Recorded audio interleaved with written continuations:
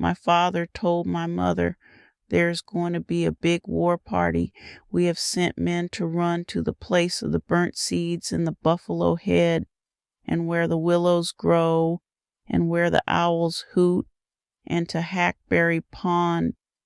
They are to meet us in 10 days at the foot of the hills where the Apaches live." My mother was frightened. It was near her time to menstruate, and she was afraid it would not be over before my father wanted to go. Then he would have to stay home because a menstruating wife would weaken him so he would be killed. My mother was careful about that. She went out of the house as soon as it began. She never waited a minute. She never touched my father's arrows, nor even looked at them when she could hurt them. So she told him. Then she went straight out to the little house so it would be safe for my father to mend his arrows and twist a new bowstring. I took her food to her, and every day I would ask, "Has it come?" And on the second day she said, "Yes." So it passed, and my father could go. The men went early in the morning before light, and they were gone 8 days. All that time we girls and women kept very quiet. When the older girls came home with a load of wood, they never threw it down hard. They placed it softly. We did not laugh nor talk loud. Old Leaf Buds came to see us. Her husband was going to take care of my father if he was a killer, and Leaf Buds was going to take care of my mother.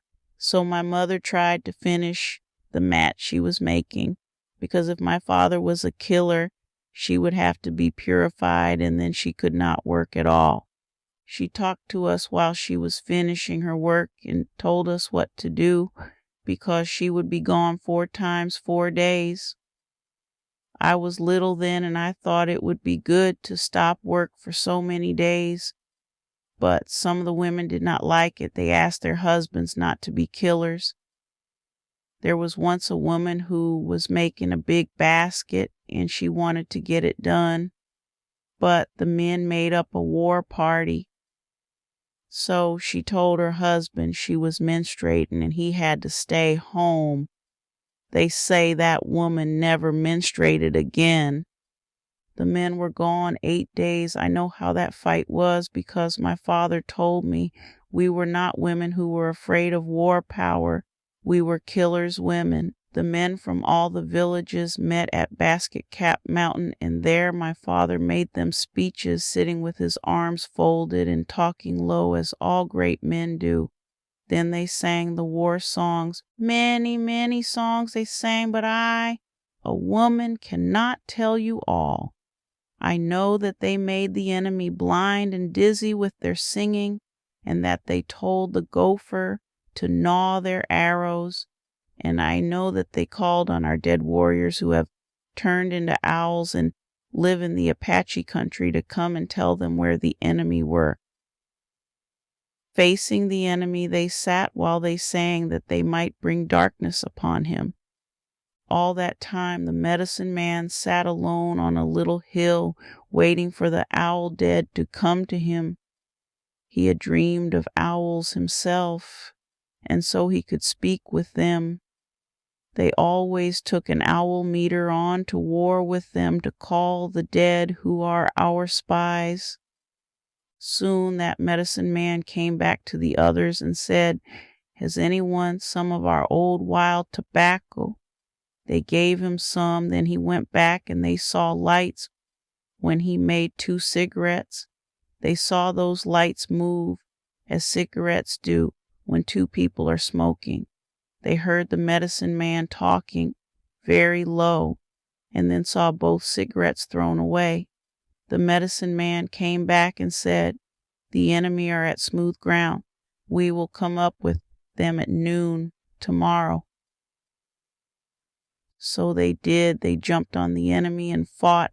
When our men go toward an Apache, they do not just walk, they leap. My father got separated from the others, he and one Apache. There was a giant cactus between them. You know, a cactus trunk is as wide as a thin man. Each shot at the other, and the other dodged behind the cactus till it was stuck full of arrows to the height of a man. They could both talk a little Spanish, so they shouted at each other. The Apache said, "I am a man, my father. I also a man." They threw down their bows and arrows and started wrestling. My father was down, far away. His brother saw that and came running. He clubbed the Apache from behind. My father got up and clubbed too, so he was dead, and my father and his brother were enemy slayers. They stopped fighting right away because an enemy's death lets power loose. You must take care of yourself until you have tamed that power, or it will kill you. You could not stand against arrows with such power around you. You would be like a sick man. You would fall. So they painted their faces black to show what had happened. They carried black paint for that in little deerskin bags. They stood away from the others, and other men who had killed came to join them. The leader of the fight saw, and he sent an old man who had killed before himself so that he was not in danger. That man kept them away from the other men the way you keep away people who have a sickness. He made them walk behind the others and camp away from them all the way home. They never mixed their cornmeal for themselves. He mixed it for them, oh, so very little. Brave men do not want to eat when they are getting power. He spoke to them, telling them how they would dream. I do not know what he said to them. Old men know that. Old killers. Even a slayer's woman like me is not told. But my father told me the end of every speech he made because it was always the same. Verily, who desires this thing, do not you desire it? Then learn to endure hardship. One morning we heard shouting. It was the messengers from the war party, 2 men who had been sent ahead on the fastest horses. They were far outside the village, standing up in their stirrups and yelling, "1 year has killed, Ridgeface has killed, the gambler has killed."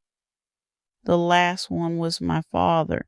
They called the name of his brother too, but it was words you white people do not like to say about people's bodies. We heard them far off over and over again in a loud sing-song, and everyone came outside to listen to know if we now belonged to the families of enemy slayers. My mother had a basket of corn kernels in her hand. She was going to grind flour. But when she heard the shout, she set it down and just stood there. Then Leaf Buds came running to our house. She just motioned to my mother to come with her. My mother did not speak to us, and she did not take anything with her, just her cotton blanket to put over her head, because the wife of a man who is being purified must not see the sun. The husband of Leaf Buds was building a shelter for my mother, out away from the houses. He had to run to do it as soon as he heard the shouts. Until it was done, my mother went to Leaf Bud's house and sat there with her blanket over her head, not speaking. They did not make us children do anything, because children cannot stand the suffering of being purified.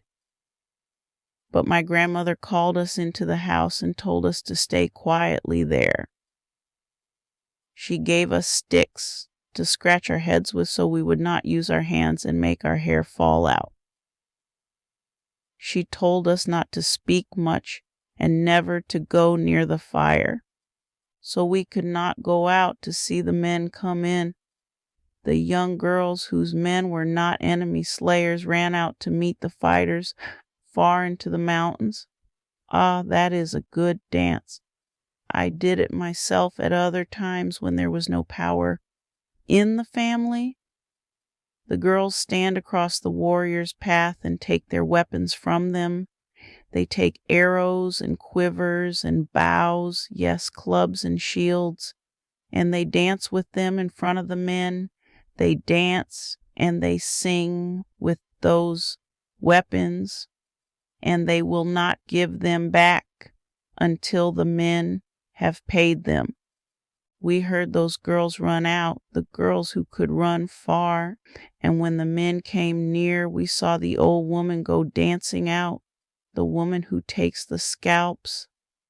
Foamy Water was her name, a woman who could not menstruate and hurt those powerful things. She took it when she was old enough from her mother, who was called Painted Girl, because Painted Girl was so old she could not dance anymore. But Foamy Water danced hard. They gave her the hair of the Apache, not scalps, just long hairs from the temples, and they gave her his beaded buckskin shoe. They had tied those things on a pole, and she came dancing with it into the village, dancing at every house.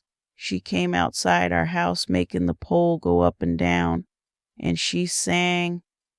Then she stuck the pole in front of the council house, and all the people went there to hear about the fight. It is the two messengers who tell that story before the fighters come, and sometimes after they tell about the killing, they end up, but they got some of our men. Then they tell how they made a fire and burned up the dead men with everything they had, because we dare not bury a man who died in the enemy country. We must have fire to take away the power of the Apache. We thought if anyone was dead, we would hear the crying. So my grandmother listened. She knew the women's voices, but there was no crying. So my grandmother cooked us our food, and she did not put any salt in it because we were being purified. I sat by the house wall away from the fire, and I was cold. I heard the men who had not killed come into the village, yelling and whipping their horses, and I heard everybody singing at the council house, stamping up and down and singing. They sang that way every night for all the days of purifying.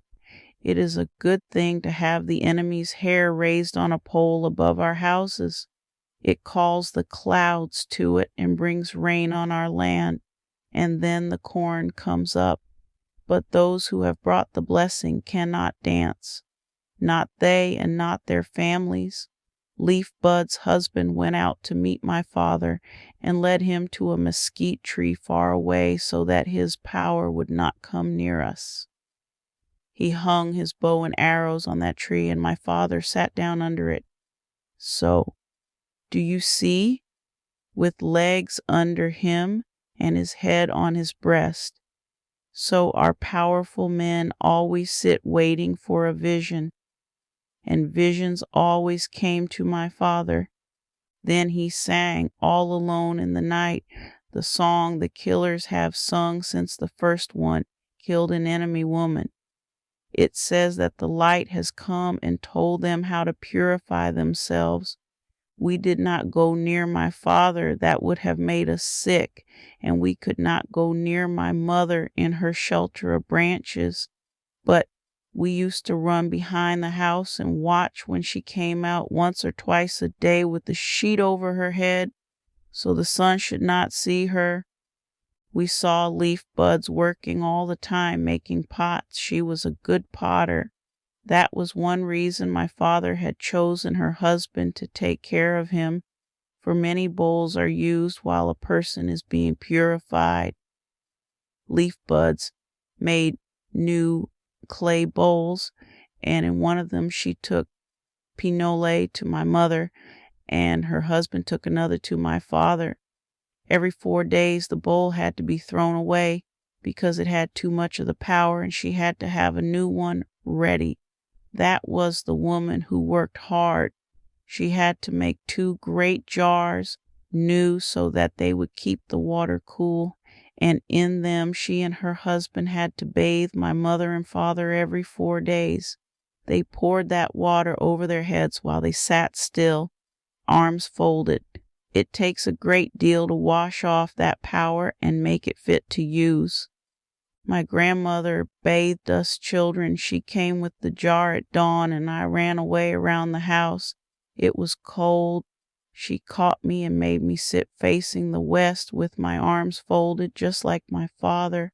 Then she poured it over my head and said, "Now you'll be early rising and industrious. You'll go early for water and wood." She poured it over my brothers too and said to them, "Now you'll be a good runner, a hunter, able to stand cold and hunger, a killer."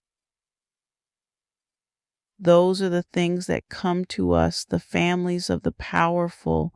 The rest of our family were getting ready for the dance.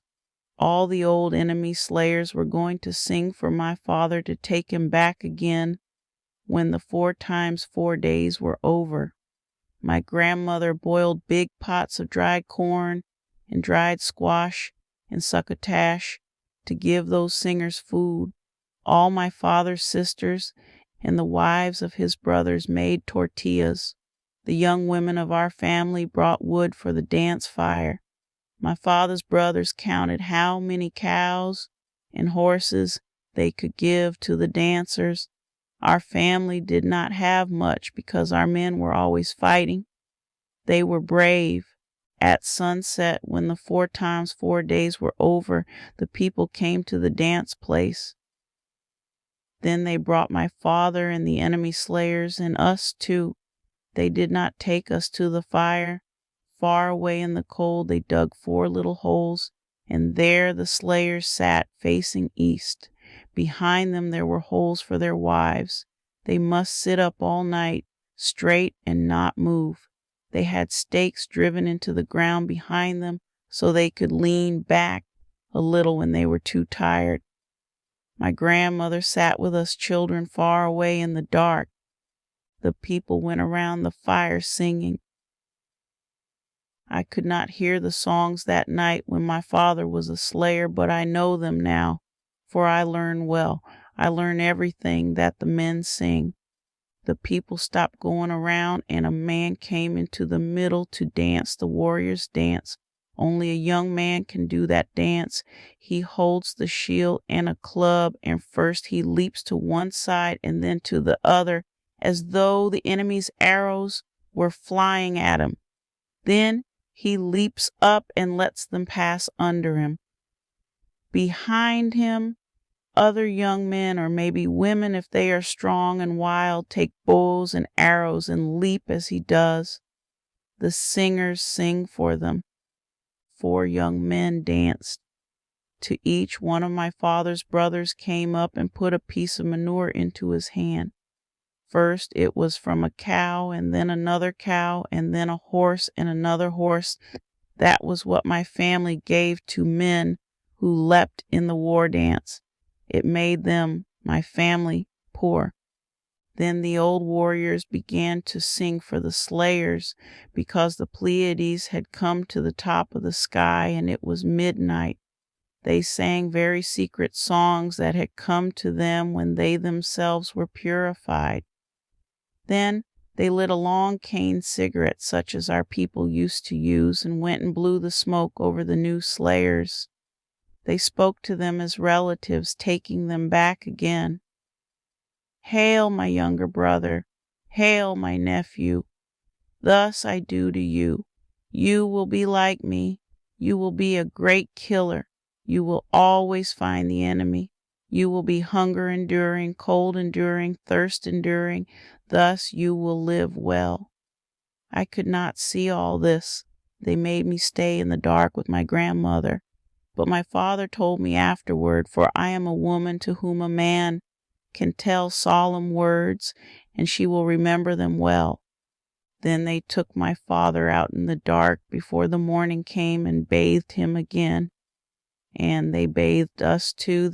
Then we were purified, and we could have the Apache scalp in our family to work for us like a relative all the time that my father was being purified. A woman had been making a basket, the kind that we use only for scalps and other sacred things. My father's guardian had taken the Apache hair and made it into a little man. He could touch Apache hair because he was a slayer, and it would not make him sick.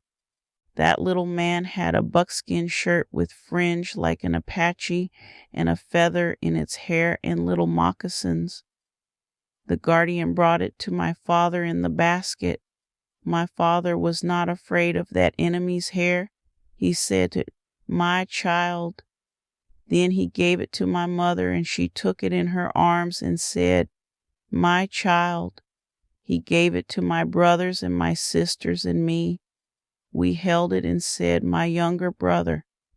Then it was in our family, and it would always help us. My father laid it in the basket, and all around it he put eagle feathers, which are powerful. He put in tobacco, and he said, "This is your house, my child."